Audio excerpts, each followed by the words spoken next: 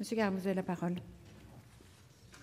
Madame la Présidente, Madame la Ministre, mes chers collègues, je vous demande d'avoir une attention particulière sur l'amendement que je présente maintenant, au nom des principes de la laïcité dont vous êtes les garants, car il s'agit aujourd'hui pour nous et pour vous de réparer une véritable injustice historique. En effet, la loi de séparation des Églises et de l'État de 1905 ne s'applique pas sur l'ensemble du territoire français.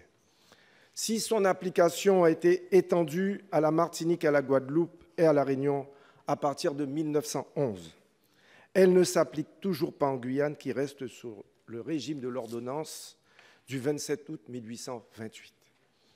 De ce fait, seul le culte catholique est reconnu en Guyane.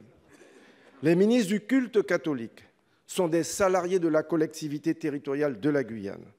L'évêque a un statut d'agent de catégorie A et les 29 prêtres sont des agents de catégorie B. Cette dépense, qui représente environ 1 million d'euros, touche le budget de la collectivité.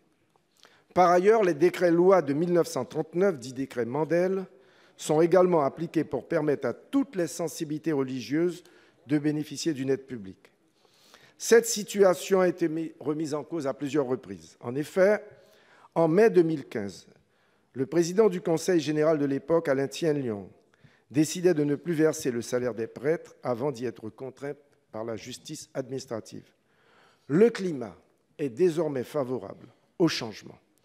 D'un côté, la collectivité territoriale de la Guyane a envoyé un signal positif en réamorçant le paiement des salaires, et d'un autre, l'évêque de la Guyane, Monseigneur Lafont, a admis qu'il était temps de mettre un terme à ce privilège, considérant, et je cite, « Le temps est venu pour que l'Église prenne en charge sa vie tout entière en Guyane ». Toutefois, afin de permettre l'organisation de la transition entre ces deux régimes, il est proposé de ne faire entrer cette disposition en vigueur qu'au 1er janvier 2018. Pour Jean Jaurès, je cite, « La loi de séparation, c'est la marche délibérée de l'esprit vers la pleine lumière, la pleine science et l'entière raison. » Je vous invite donc, par cet amendement, à éclairer un peu plus la Guyane, car c'est aussi cela, l'égalité réelle, rétablir certains pans du droit dans nos territoires.